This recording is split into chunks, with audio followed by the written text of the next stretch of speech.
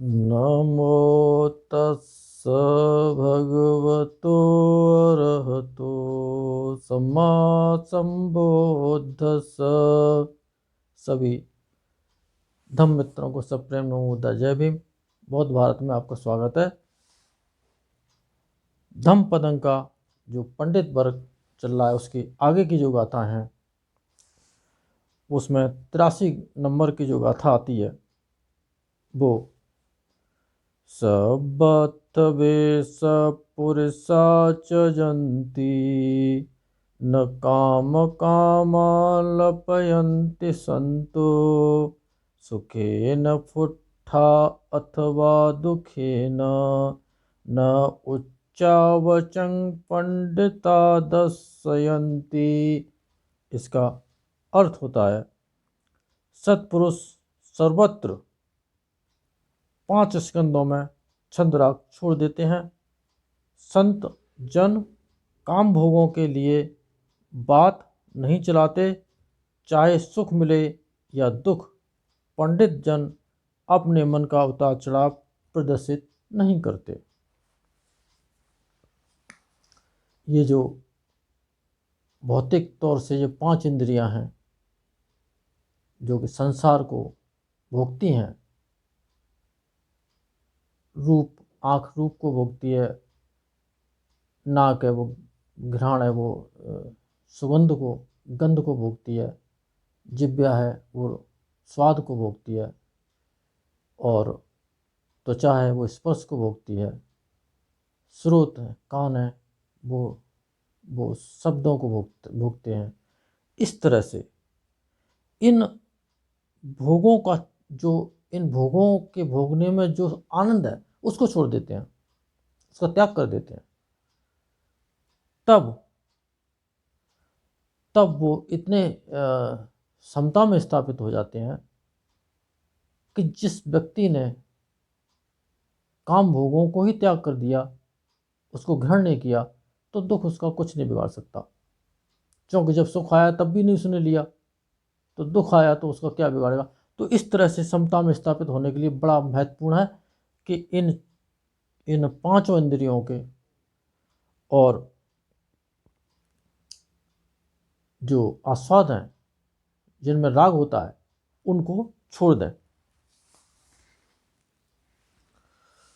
84वीं गाथा है न अत्त हेतु न परस्य हेतु न पुत्रमिच्छे न धनं न रट्ठं न इच्छेय अधम्मेन सद्धिमत्तनो सशीलवा पवन्या धम्मिकोशिया। जो अपने लिए या दूसरे के लिए पुत्र धन अथवा राज्य की कामना नहीं करता और न अधर्म से अपनी उन्नति चाहता है, वह शीलवान प्रज्ञावान और धार्मिक होता है।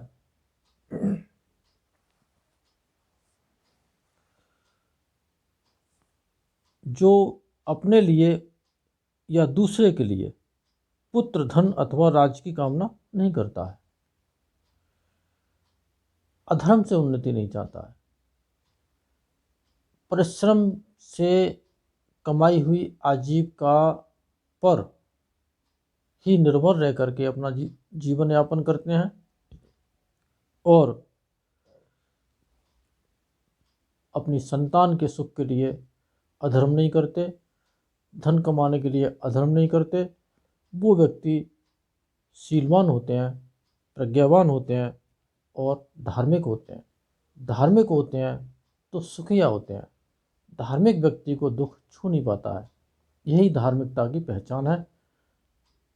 अगर किसी को इन संसार के दुखों से ज़्यादा तकलीफ नहीं होती है तो वो अपने आप को धार्मिक ही समझे।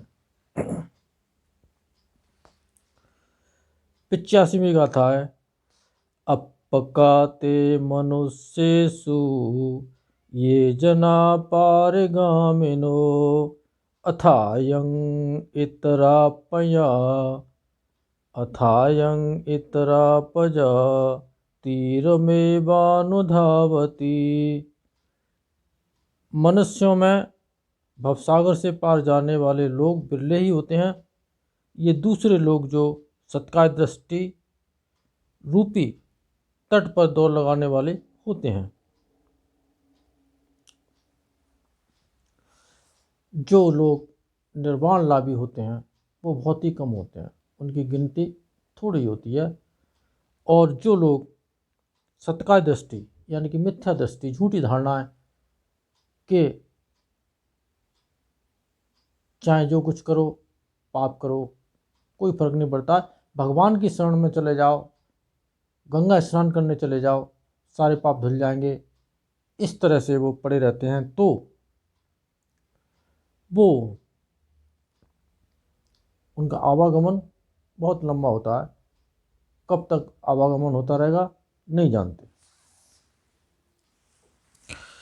86वीं गाथा है। ये चको सम्मदखाते धम्मे धम्मानुवर्तनो ये चको सम्मदखाते धम्मे धम्मानुवर्तिनो ते जना पारमे सन्ति मच्युधेयं सुदत्तरं।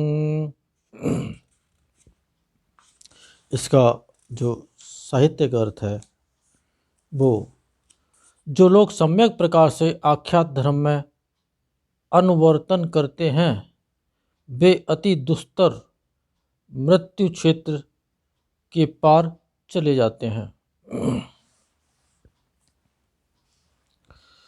जो लोग ठीक प्रकार से जो स्वाख्यात धर्म है, स्वाख्यातो भगवता धम्मो, भगवान का जो धर्म है स्वाख्यात है, इस धर्म का ठीक तरह से पालन करते हैं वे अति दुस्तर, बड़ा जो कठिनाई से जीने वाला जो मृत्यु का जो क्षेत्र है, जो मार्ग का क्षेत्र है, उसे लांघ जाते हैं, उसके पार चले जाते हैं। तो सबको इसी तरह से इस आर्य विनय धर्म का पालन करना चाहिए और अपने दुखों का अंत करना चाहिए। कुछ नहीं करना है, शील समाधि प्रज्ञा के रास्ते चलना है, दुख अपने आप समाप्त होता हुआ चला जाएगा, इतना काम तो करना पड़ेगा। शील के पालन करने से इस संसार के आधे से ज़्यादा दुख खत्म हो जाते हैं। जो बचते हैं वो समाधि के और प्रज्ञा के अभ्यास से खत्म हो जाते हैं, और प्रज्ञा से जन्म जन्मांतरों के दुख जो चित्त के भीतर रखे हुए हैं संस्कार के रूप में, वो सारे के सारे खत्म हो जाते हैं। समय लगेगा, हमें भी ख़त्म करने हैं, आपको भी ख़त्म। उद्देश्य तो बनाना चाहिए कि मुझे अपने आप को दुखों से बाहर निकालना है, ऐसा उद्देश्य बनाना चाहिए। 87वीं गाथा है। कर्णं धम्मं विपहाय सुखं भावेवत्थ पंडितो ओकानोकमागम्य विवेके यत्थ दूरमं। क्या कहा है? पंडित कृष्ण धर्म को त्याग कर शुक्ल धर्म की भावना करे, अर्थात पाप कर्म को छोड़ शुभ कर्म की भावना करे। वह घर से बेघर होकर सामान्य व्यक्ति के लिए आकर्षण रहित एकांत का सेवन करे।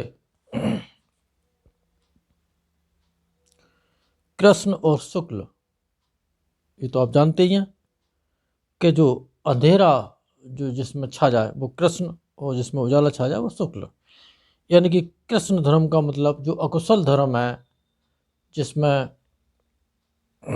राग है, द्वेष है, मोह है, जो अकुशल धर्म है, ये दुखों में डुबकी लगाने के लिए होते हैं। और शुक्ल धर्म है, बीत राग है, बीत द्वेष है, बीत मोह है, या यूँ कहें कि शील का पालन है, समाधि का अभ्यास है, प्रज्ञा का उत्पादन है ये। और घर से बेघर हो, ये भिक्षुओं के लिए है, घर से बेघर हो सामान्य व्यक्ति के लिए, यानी कि इस तरह से बिल्कुल चेहरे पे आकर्षण रहित एकदम हो जाना चाहिए। बाल मुड़ाने हैं, सब पूरा दाढ़ी मूछ मुड़ा करके, बाल मुड़ा करके बिल्कुल अट्रैक्शन ख़त्म हो जाना चाहिए। दूसरे लोग जिससे आकर्षित न हो, उनकी तरफ ना आए, उनकी तरफ कोई देखे ना, तो उनकी तरफ कोई न देखे तो उन्हें काम करने में बहुत लाभ होगा कि मेरी तरफ कोई देखता नहीं, अपना काम ही करना बस उनको। ये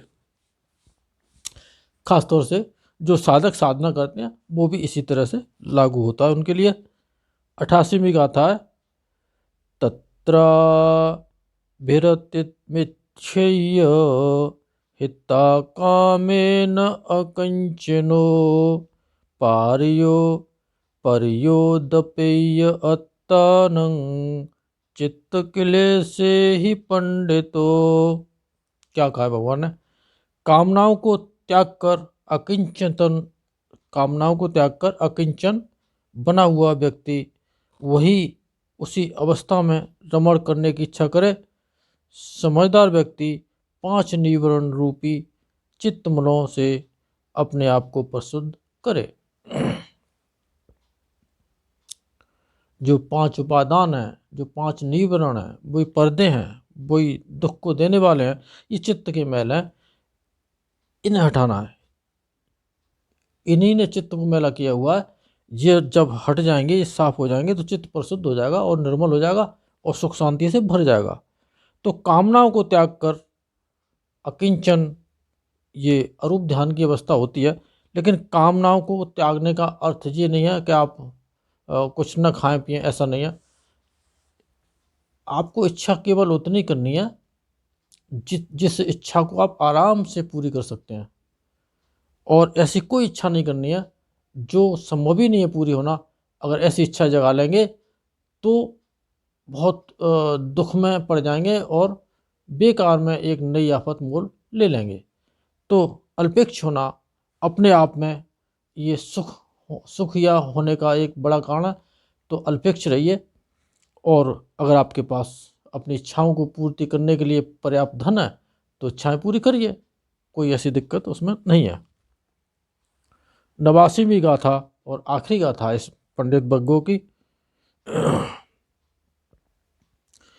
ये संबोधियंगेषु सम्माचित्तं सुभावितं आदानपट निस्सग्गे अनुपादाय ये रता क्षीणा सवाजुतिमन्तो ते लोके परिनिभृता क्षीणा सवाजुतिमन्तो ते लोके परिनिभृता। संबोधि के अंग में जितना चित्त सम्यक प्रकार से भावित अभ्यस्त हो गया है, जो परिग्रह का परित्याग कर अपग्रह में रत है, आश्रमों चित्तमलों से रहित है, ऐसे द्युतिमान पुरुष ही लोक में निर्वाण प्राप्त होते हैं। 7 संबोधि के अंग होते हैं, विस्तार पूर्वक उनकी चर्चा की जाएगी। वैसे आप में से बहुत सारे लोग 7 संबोधि अंगों को जानते होंगे। श्रद्धा है, वीर्य है, प्रज्ञा है ना।